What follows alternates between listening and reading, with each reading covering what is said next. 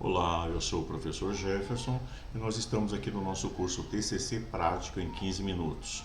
Hoje nós estamos na nossa aula 10 e eu estou fazendo aí a cada aula uma proposta, uma descrição, de um método rápido para você poder escrever o seu trabalho de conclusão de curso. E hoje nós estamos aqui falando do capítulo 4. O capítulo 4 refere-se a resultados. Perceba que nós já passamos ali pela introdução, pela revisão bibliográfica e a nossa aula 9 foi falando de métodos. Muito bem, agora nós falamos na aula 9 que os métodos estão relacionados com os objetivos específicos. Bom, por que esse entendimento? Porque a gente precisa, após definir os objetivos específicos, o que fazer, nós temos que dizer como nós vamos fazer. Então, os métodos deram essa direção e aí nós associamos aqui uma numeração simbólica para representar cada método, método 1, 2, 3, método N, conforme os objetivos específicos definidos. Agora, perceba que eu estou usando o mesmo raciocínio para resultados. Se você aplicou o método 1, você vai ter o resultado 1. Se você aplicou o método 2, você vai ter um resultado 2, o método 3, resultado 3, método N, o resultado N. Então, cada método definido para alcançar o objetivo, ele irá gerar o quê? Resultados específicos relacionados a cada método aplicado. Bom, os resultados, eles são uma consequência da aplicação dos métodos, das ferramentas utilizadas. Então, descrição das observações e dados obtidos são exatamente os resultados de pesquisa, são os dados coletados durante o estudo, após a aplicação dos métodos, apresentados de uma forma organizada e que mostram as descobertas realizadas. Então, o que foi que alcançou, O que foi que cada método conseguiu ali em termos de uma aplicação de uma fórmula, de uso de uma metodologia, de um questionário. Então, conforme o seu tipo de pesquisa. A análise e interpretação. Então, inclui interpretações dos dados coletados, indicando tendências, padrões ou conclusões parciais com base nas observações feitas conforme o método aplicado, claro. Resposta aos objetivos e hipóteses. Então, lembre lá que nós tínhamos uma hipótese de pesquisa que estávamos perseguindo, durante a pesquisa. E para alcançar essa hipótese, essa solução hipotética projetada logo no início do nosso projeto, nós estabelecemos o quê? Métodos e os objetivos a serem alcançados. Então agora os resultados vão demonstrar se nós confirmamos ou não as hipóteses de pesquisa, ou se elas foram refutadas, respondendo às perguntas iniciais e proporcionando uma base para futuras pesquisas. Então perceba que agora os resultados é uma consequência. Então não se sabe, às vezes, se tudo foi provado, comprovado, ou se parcialmente comprovado. Mas entenda que os resultados são uma consequência. Agora, lá no trabalho de conclusão, faz-se uma análise para verificar por que atingiu 100%, por que atingiu parcial e assim por diante. Porque o importante durante o trabalho é demonstrar que houve uma proposta metodológica e que essa trouxe resultados que agora vão ser analisados.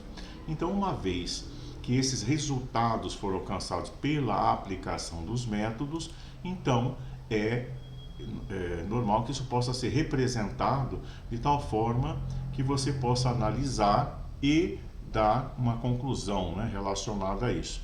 Então, o método definido já irá gerar os resultados específicos.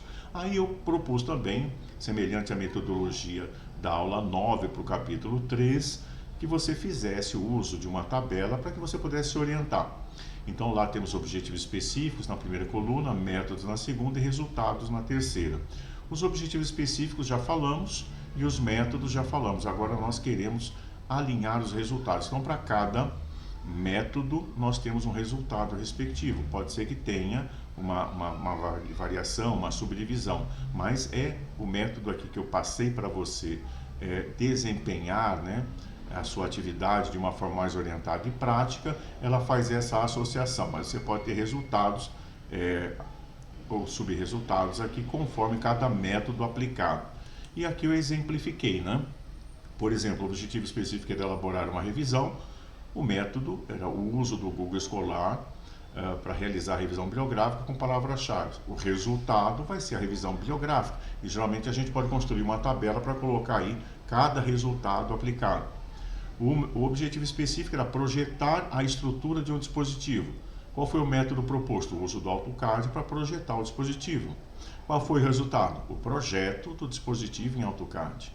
Objetivo 3, projetar o circuito eletrônico. Qual foi o método 3? O uso do Tinkercad para construir o projeto eletrônico.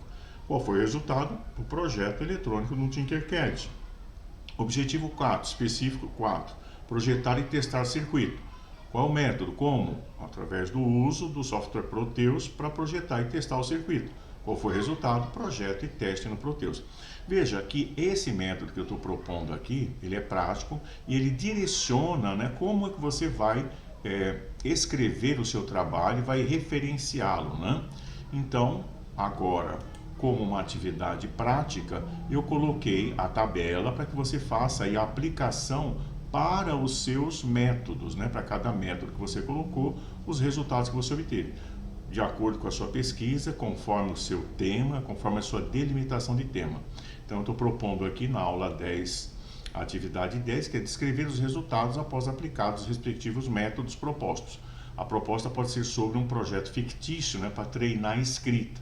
Nosso exemplo, eu fiz uma relação aí com sistemas biométricos, mas você pode trabalhar com o objetivo que você quiser. Então você pode trabalhar, fazer um draft inicialmente e depois pode fazer uma estrutura depois mais elaborada. Aqui na estrutura, aqui no sumário desse projeto, nós vemos lá a introdução, onde tem lá os objetivos, né, principalmente específicos, que é a nossa referência. Aí depois ele teve o capítulo 2, revisão bibliográfica, capítulo 3, métodos e capítulo 4, resultados. Então existe aqui uma associação entre cada método aplicado e a descrição de cada resultado. Perceba que o resultado ele é descritivo, né? Então você deve fazer ali a apresentação do resultado de uma forma descritiva.